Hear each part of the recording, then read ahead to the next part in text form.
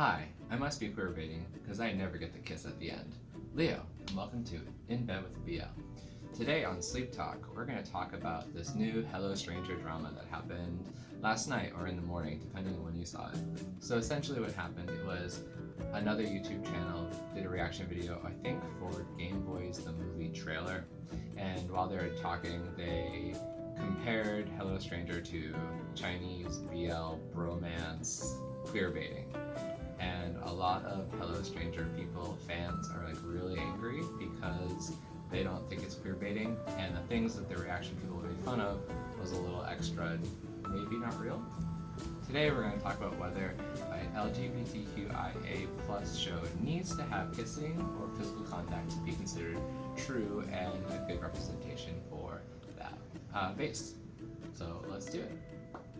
Now before we start, there are some house cleaning rules that we need to talk about. First of all, if you haven't noticed, I am a random white person who is from the West, USA to be specific. So for me to be commenting on Filipinos talking about a Filipino show is a little awkward and weird. So I'm not going to directly talk about them. This instigated my thoughts on this. I've actually had other situations where people have commented on shows, particularly gay male shows, where they don't have enough kissing or physical contact, so they don't think it is real and a worthwhile endeavor to watch. And I don't agree with that. So I'm just going to take what's happening with Hello Stranger and these YouTubers, their reaction video, and go in another direction and talk about whether that is necessary, and if that is queerbaiting, or if that is bad representation, or if it's just you not liking it because you want something else. So that's it. And now, like I said, when talking about films, movies, media from other countries, you have to be aware of like the cultural differences that are common, because every country, every town, every place is different. And I've noticed most of the time when people talk about anything from Asia, they just talk about like, oh, the gay Asian show or the gay Asian movie. And Asia's like really big and very diverse. It's the same in the West. Like an American TV show is going to be different than a British TV show. A Mexican TV show is going to be different than a Brazilian TV show. A Canadian TV show is going to be different than a Spanish TV show. In the same way, a Filipino show will be different than a Chinese show. A Japanese show will be different than a Thailand show. A Taiwanese show is not the same as a Thailand show because Taiwan and Thailand are different countries. So let's go down some of the basics and we can talk about different things like that, and maybe why people will get confused when watching these things. So obviously we have to talk about the Philippines first. I don't know too much about the Philippines. I watched some other TV shows and movies from the Philippines a long time ago, and then I haven't really kept up with anything from that area until the Hello Stranger Game Boys Gaia trifecta. So there could be instances, especially based on these people's reactions, that maybe the Philippines is like the Western world, like America, where they have been fed kind of like gay scraps and they are tired of it and angry, and they kind of just want more physicality to happen because it's not happening. If you look at older films in the Philippines that came out, like Remington and The Curse of the Zen Badlings and No Way Out, both of those are kind of not great. No Way Out is like really, really, really depressing. I do like the ending though in terms of the story, because it's kind of like a really good way to finish a horrible thing that's happened to you. But the story is mega depressing, especially if you are a gay person in the Philippines and maybe this is the only representation you can have. Remington is a little different. I don't know if it's a good or bad film. The ending is a little confusing because like at the end the father like takes on the gay curse, so his son doesn't have to be gay. So I can't tell if that's like offensive or not. And the problem with having subtitles, and I don't think they were official subtitles, you lose a lot of the subtext. So I digress. So I don't really know about the makeup of the world in the Philippines, but right now the Philippines are making a lot of good gay content. So I don't like how people are like fighting them against each other when they should be like, yeah, these are all really amazing. But that's all I'm going to talk about that because it's not really my place, and the Hello Stranger fans seem to be doing quite enough right now. But anyways, the lay of the Filipino land might be different and maybe could have caused the reaction. So, speaking of that, let's talk about the USA for a while. So the USA give scraps, like hardcore scraps all the time for gay content, especially gay male content. While growing up, most of the things I could watch were either like you get murdered horribly, like graphic, violent murder, you kill yourself, or you die of AIDS. That was generally the outcome of every single gay man in the media at that time. So a lot of people right now are clamoring for gay content because they grow up with such bleak, sad things.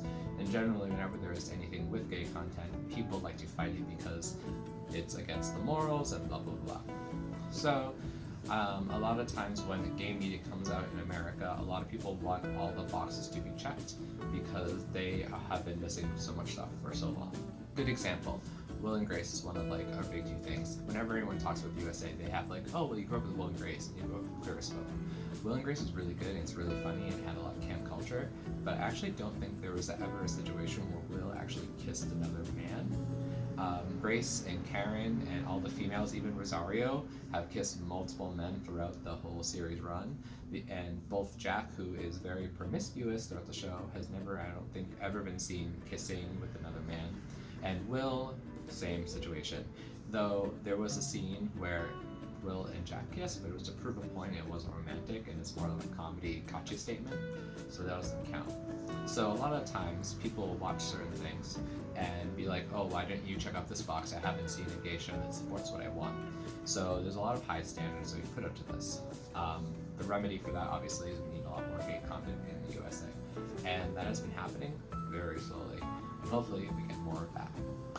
Another country we should really talk about, because it was also mentioned in that YouTube video, was China. So China obviously is a big perpetrator of the bromance, neutering of gay relationships in the media. The main cause of that is it's legal to actually have gay romances in media. Around 2017, 2018, after Addicted Heroin aired, and there was a lot of gay kissing and gay action in that. It's really good, you should check it out. It's a product of its time. We'll talk about it on the video later. But anyways, after that, they passed laws you cannot have gay content in media. So generally, anything that's gay is like a super bromance or very, very subtle. It's kind of like the law in the USA where you couldn't have anything gay in the media. Like USA had that too, actually. We're not so different. So yeah, they're very, they are guilty of doing a lot of bromance. The weird thing about them is that they often buy the rights to gay stories and then make a TV show or movie that is a bromance or good friendship, which is a little suspect because essentially the companies want the money without giving the gay content. Yet again, not 100% my place to judge, but that's kind of the situation that they are in. And finally, if we're going to talk about anything with gay content, especially in Asia, we have to talk about Japan and yaoi, because yaoi is generally the source of all BL inspiration in most of the Asias. So whenever you talk about that, you need to talk about Japan and yaoi. If you want a really good link on that, I'll drop one below for Get in the Robot. They talk about the history of yaoi and its goods, its bads, and it's really interesting. If you haven't seen, check out Get into the Robot. It's really good. Or now their new station, Beyond the Bot. Another interesting, important thing to know about Japan and yaoi and the whole BL culture is a lot of, especially like gay males, have a big problem with yaoi or BL because it fetishizes male-male relationships, and it's usually made by a female for a female audience. So it's generally using your likeness to be good for somebody else. Since it's not generally made for gay males, the stories are usually really weird, very extra, and sometimes downright really insulting and offensive to the community, and they're made as entertainment, which is a situation. There's a big debate right now going on where is it actually good or is it bad? Like, is it offensive to the gay people because you're using the likeness of a group of people that is also like smaller than yours, so you're like kind of punching down at them for your entertainment. But on the opposite, many people who like it also say they're using it as an escape. Women are using escape from misogyny and like the male-dominated world. So that's a whole debate, and it's who knows what's right. I understand that, but like using like a smaller group of people to make yourself feel better seems a little suspect, and it's a little awkward, especially because sometimes it's like really messed up. And the more popular it gets, like we can talk about this later, but the more mainstream it gets, it also makes people think that these behaviors are appropriate for the culture. Like there's so many comments where it's like, oh, well, the rape and sexual assault just makes it more realistic because that's what men do and that's what gay people do. And people will read these stories and they actually put that online and they say that. Like, people have said that to my face. They typed it to me in DMs, like, oh, like, for example, Tarn type. There's a lot of rape in Tarn type. And people on my BL chat forums I go to are like, oh, that's realistic. That's how gay people date. And it was a female who said this to me. So there's not a gay male, but she thinks that's what they do because she watches it on TV. And that can be destructive to the smaller demographic. It could be destructive to the smaller group of people because you're just making up stories about them and it's getting massive appeal. So, who knows? Now that we're done with bookkeeping, let's talk about the 4 main categories that I've noticed when people talk about these things. So when people mention things like queerbaiting or representation or things like that, they kind of sometimes lump it all together, and there's some really good videos on why lumping together is really bad or why calling things out when it's not necessary are really bad. So I'll put some down below. For example, Reba Cindy, she talks about kind of like using race, like race bait, and talk whether or not white authors should be inclusive, and what happens when it's bad, what happens when it's good, and it's a really good take. There was a recent video by Sajid from Books on My Social Life, which is about cancel culture and people being way too woke and trying to like preemptively stop cancel culture because they think it's really bad, and mostly how it affects white authors and why people are angry that mostly white people are getting affected and how that is maybe not a big problem. So check out that, it's really good. If you're curious about queerbaiting and also queer representation, there are 2 channels I'll put down below. One is James Somerton, and he has a lot of, you should check it out. Put down his channel. He has a lot of videos about like queerbaiting, queer cinema. He focuses mostly on Western culture. He's really good at knowing about things, the gay cinema and the Western culture. So maybe if you're not from the West, I've noticed a lot of people that watch me from the Philippines, you can watch about that and learn about what it's like in America or in other Western countries of gay films. You can also check Rowan Ellis. 3 weeks ago, I think, she released one about queerness in camp and comic books, and she seems to focus about that kind of stuff. Check out our channel too, and it's really good. So here are the 4 categories that we're going to talk about when it comes to gay things. Number 1, queerbaiting. Okay, everyone knows that word, everyone calls it out, but what actually is queerbaiting? Number 2, we have bad representation. Sometimes, even though we have a lot of shows and they do show gay stuff and have gay people, they still might be offensive, bad representation. Number 3, shipping. Fan culture and shipping can sometimes skew the lens, and fans can make up gay relationships, and if it becomes more popular than even maybe the show, other people might watch the show and then get angry that it's queerbaiting, even though the marketing team and the creators didn't do this, it was the fans. And number 4, you just don't like it. Maybe it's not queerbaiting, maybe it's not bad representation, but for whatever reason, you don't like it. And that's fair. Okay, number 1, queerbaiting. Queerbaiting is the marketing team using or upselling gay or LGBTQI plus romance for a fiction entertainment story, and then once you read or indulge in this fiction, it's not there. Or it's like such a minute piece that's like maybe totally in the background and it doesn't matter, but they spend the whole marketing campaign building it up and you're really excited, and then there's nothing. So queerbaiting is just like the bait and switch. Like they tell you it's one thing, you purchase it, you give them their money, you watch the show, and then there's nothing. Queerbaiting is very common, especially in America, which is really weird.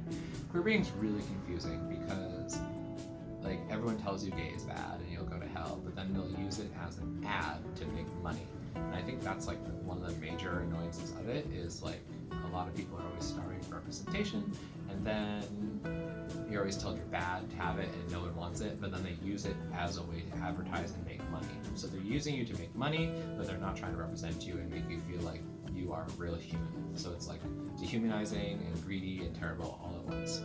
So a couple of examples of queerbaiting is, if you know Teen Wolf, in the first season, maybe the second season, we had Danny, who was a gay character, and he was really cool, but he was always there for like one-liners and making jokes like, oh, I'll sleep with the main character, whatever. It was interesting. They didn't pipe him up that much, But it was kind of annoying because eventually another gay character came and they like became a couple and just like disappeared into the darkness.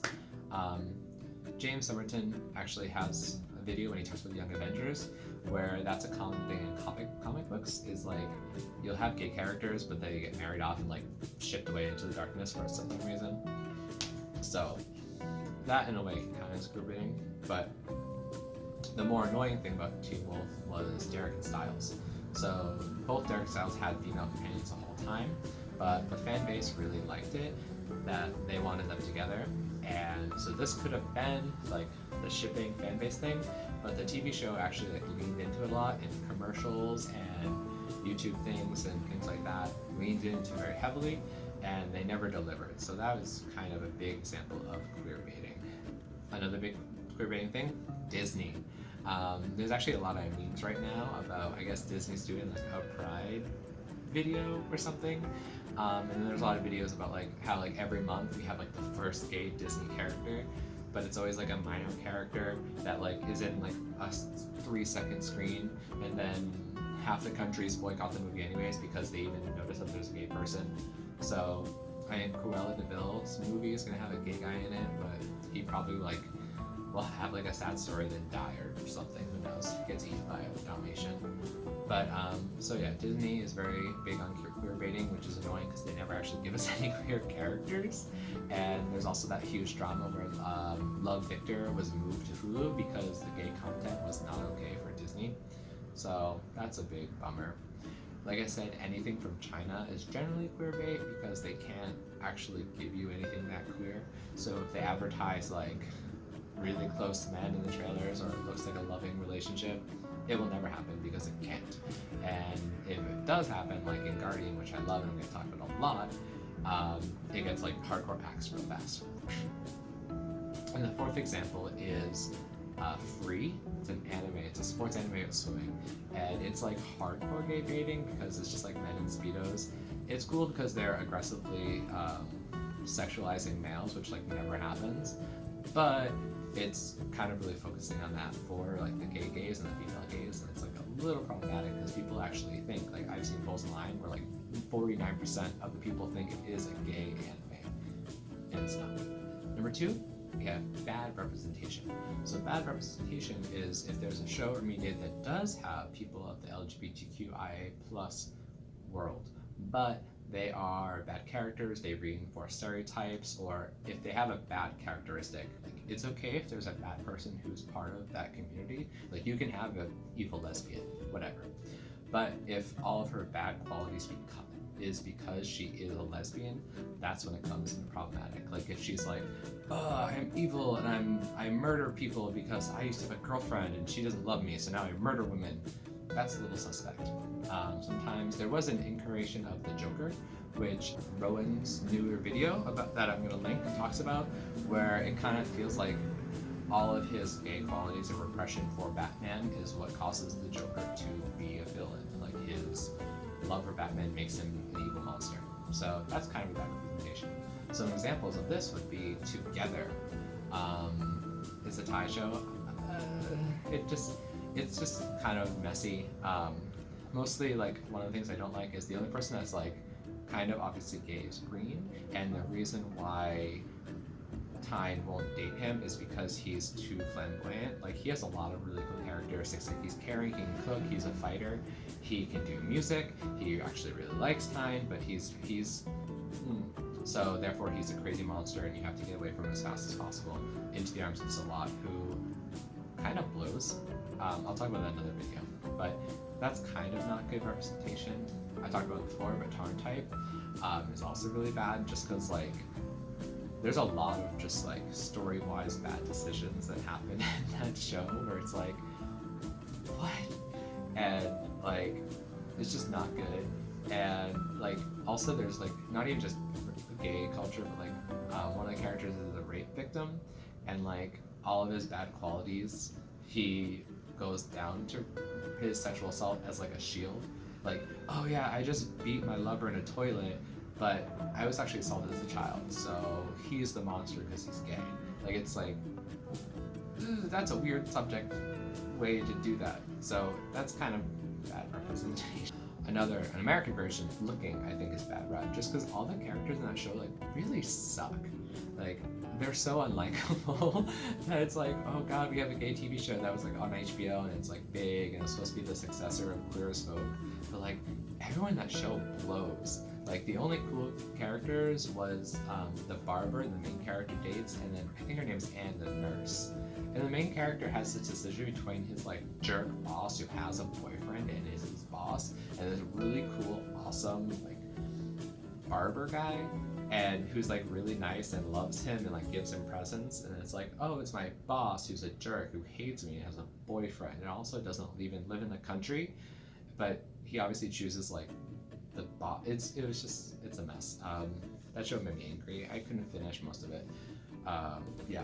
And then also Love Stage. I made a video about that. Ding. You can check it out.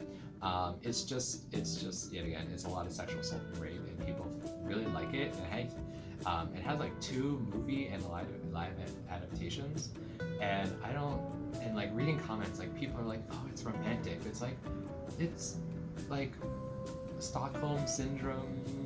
There I am. I'm using words that probably aren't appropriate, so I shouldn't do that. But it's like, it's not good. It's bad. Number 3, fan service and shipping.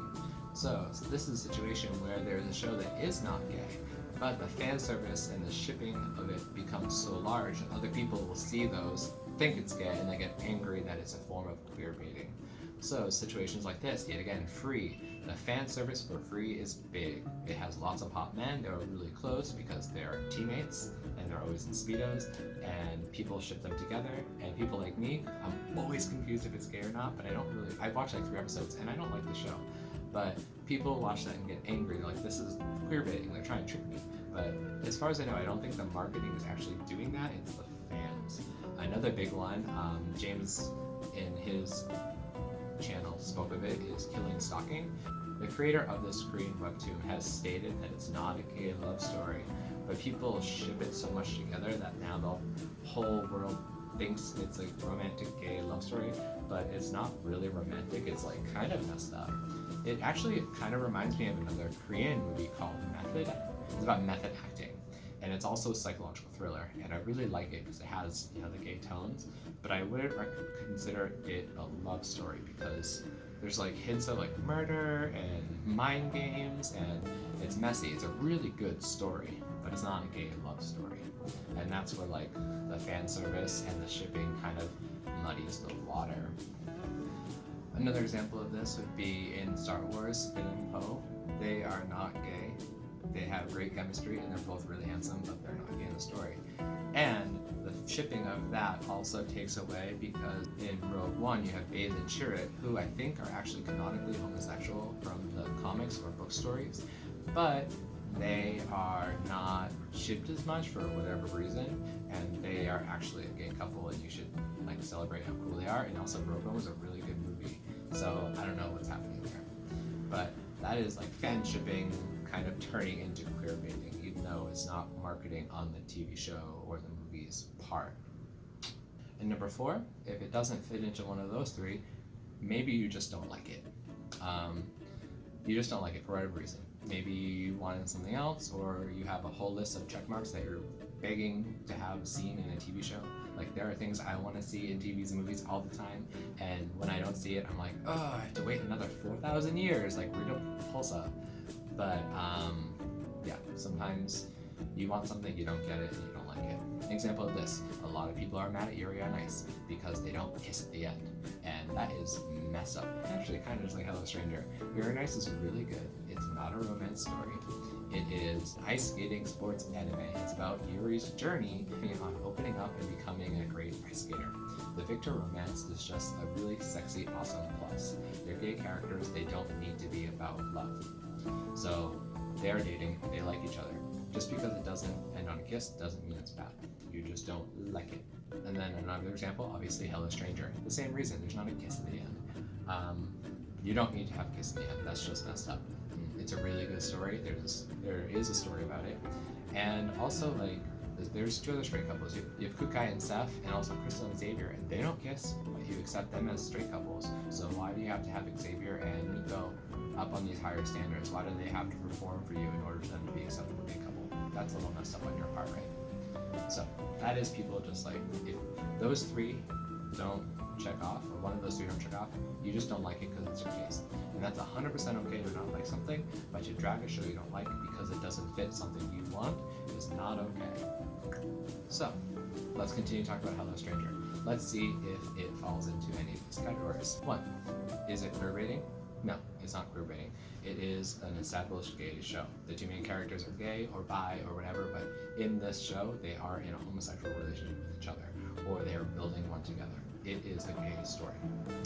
Also, there were no sexually explicit ads running for this show, as far as I know. Maybe in the Philippines it was different, but from when I saw it and when I looked it up, there was nothing in the media about the show saying, hey, they're gonna raw dog at the end, so get ready for a sexy, steamy movie TV show. There are plenty of other TV shows, like even to like Together With Me with Max and Tool, they tell you that they're gonna be sexy together because they're always sexy together. So when it happens, they run the ads to be like, watch this, it's sexy and steamy.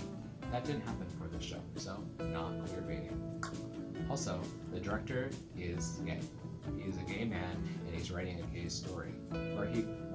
He is a gay man, he's directing a gay story. He also is part of like the first gay web series that happened in the Philippines, Hanging Out, and he has been on record trying to actually do good things for the BL community of the Philippines by changing the rhetoric and making the shows much more about queer stories, also not being horrendous towards women, because the BL culture, those TV shows usually have female characters as complete messes. So he's actually doing really good things and tapping into really good queer stories.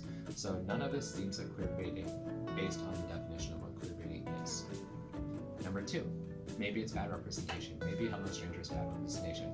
But again, that's a big no. All the characters are well-rounded and likable. Even the person who would be like the villain, Crystal, who is dating Xavier before Miko does, she's likable, and even though she is in a position that's taking the love from our protagonist for the first half of the series, she is not a bad person. Like, you kind of don't like her in the beginning because obviously she is the wall that Miko needs to get over. She's well-rounded enough that she's not unlikable. She doesn't do anything extreme, and when Xavier parts with her, she doesn't like call men to go murder them or freak out. She's just like, I'm upset you broke up with me. So I don't see any bad representation in this movie or TV show. Is it fan shipping? Yet again, going back to the queerbaiting, it's a gay TV show. They are marketed as gay. The director is gay. So there is shipping. There's a big fan base for them, but it is a gay show. So the shipping doesn't change it into queerbaiting. So 1, 2, and 3 are all no, no, no. So from these people's perspective, what they're saying, they just don't like the show. And that's okay. If you don't like a TV show, you're 100% okay not to like it, because you can't like everything. That's just how life works. But you shouldn't be dragging shows because of something that doesn't exist that you want. Like, it's just weird and a little tacky. So from what I've been getting what they're doing, it was just kind of a little tacky to be that way and making up and saying these labels for this TV show when they don't exist, which could be really offensive. Let's talk about why it's bad. Why is it bad to say something is queerbaiting or say something is offensive when it's really not? So one of the main things, you can have a boy cry wolf situation where, like Sajid talks about in his video, if you just say everything is cancel culture, everything is bad, you kind of take away from the meaning of the word queerbaiting. Like, when companies do queerbaiting, it's not good. Kind of like during Pride in America, when all the companies like, yeah, rainbow everything, and then as soon as the month ends, they're like, oh, gays go to hell. So queerbaiting is an annoying bad thing. We should try to like get rid of that. But if you just say everything you don't like is queerbaiting because it doesn't check off your whole list of your gay things that need to happen, that's not okay. People are going to stop believing, and people are not going to care about gay shows anymore. 2, it's bad because if something is smaller, then people will avoid it and it won't get any traction. So maybe it is a good gay TV show that represents gay people well, but a big voice, I think these people have a lot of followers, but a big voice might say, hey, no, that's queerbaiting, or no, it's offensive, and then no one wants to watch it even though it's untrue. This happens to books all the time too. Sometimes if someone is smaller, it can completely vary. Big things like this, like Hello Stranger probably will bounce back from this fine because they have a big fan base already, and they're one of the most watched shows in the Philippines. But if if this was a smaller show, it could have really derailed its traction and maybe messed up the whole company. So it's just not nice to do. So all that wrapped together, to kiss or not to kiss, does it really matter? So a very important thing about this is no person under the umbrella of LGBTQIA+ needs to perform for you to prove that they are part of the culture, part of the community. So if a gay TV show written by a gay person is part of his or her story, his or their story, you should respect that. And just because they don't do something sexual enough for you, or they don't meet your standards of what you think a gay person should be, that's your problem, not theirs. It's really not okay to force somebody to fit your standards, because then you're just changing them. You're not helping anything. So, at the end of the story, kissing is not necessary because no one should be forced to kiss in the story. And there are many reasons for that. There are many reasons for that. First of all, not every story needs a kiss. Not every story is a love story. Every single time there's a gay person in a story, he does not need to have a boyfriend. He can be a single gay person. He does not need to have sexual impulses. Maybe it is an asexual person with homosexual romantic leanings, but they don't want to have that. Just because it doesn't fit what you're looking for doesn't mean it's a bad show. Let's talk about some shows that don't have kisses or do have kisses and whether they need them or not. So, main topic, Hello Stranger. We talked about this before. Two of the straight couples in the show do not kiss or do not have physical interactions with each other. So why does the gay couple have to do this to prove themselves? It's not about that. The story is about building. Also, it's set during COVID-19. They don't have any physical interactions at all. It's mostly via Skype and things like that. So their first meeting, like their first actual meeting, was the end. And they're kids. Like, this is their first gay experience also. It's really uncomfortable. Why are they stuck packing at each other? Like, relax. Just relax. Yuri on Ice. We just talked about that also. It's a sports anime. It's about friendship. It's about growing. It's about becoming a better person. The Victor and Yuri situation is just like a super sexy side hustle, a side story. It ended. They are together. We don't need to see them kissing. Would it have been cool? Of course. It would have been super nice to see. And I guess there's like an uncut situation where you do see them kissing, but it's not necessary for the story, so whatever. It's fine. It's such a good show. We're going to talk about it eventually on this channel, but you should watch it. The animation is amazing, and the soundtrack, every country has such a good slamming song. I listen to it all the time. Even though JJ, he's straight, so he sucks, but his music is really good too.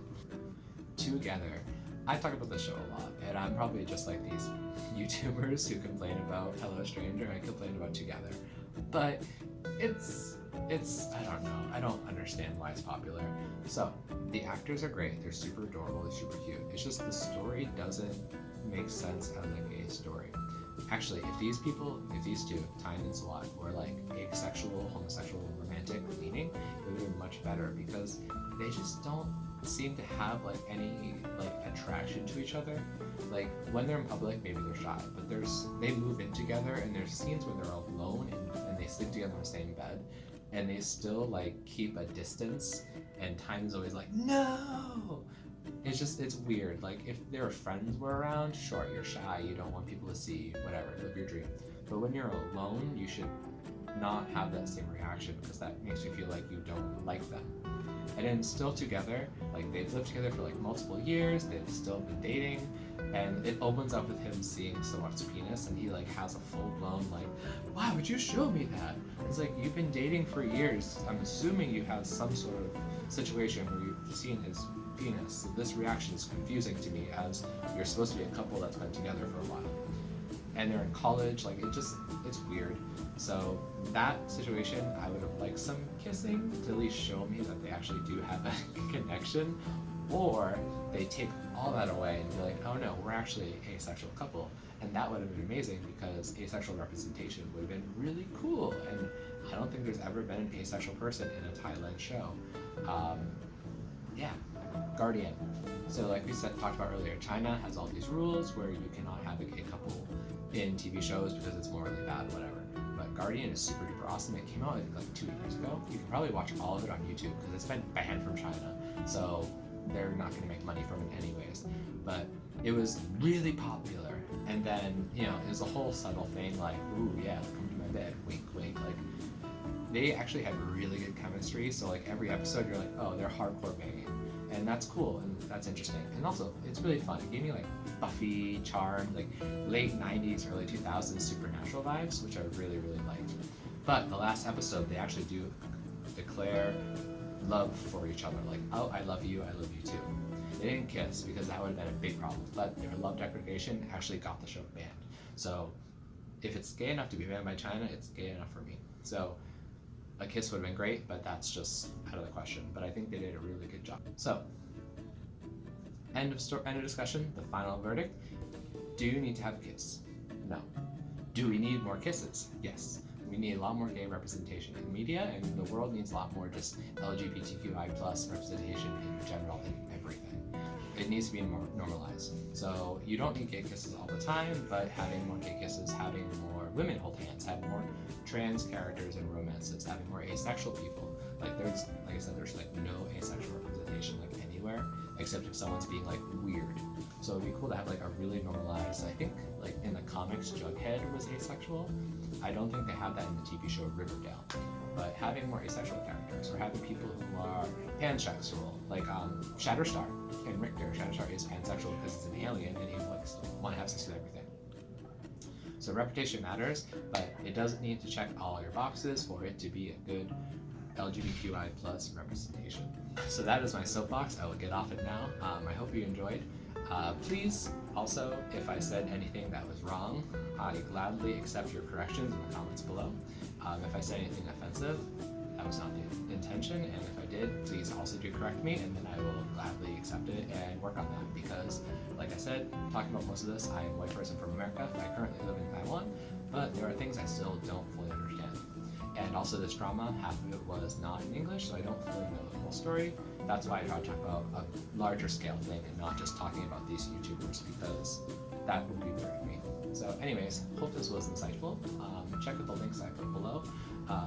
Yeah, and see you next week, where I'll talk about other things and kick some stories out of bed or grade some other things and other forms of sleep talk. Stay safe, wear a mask, and I'll see you later. Bye.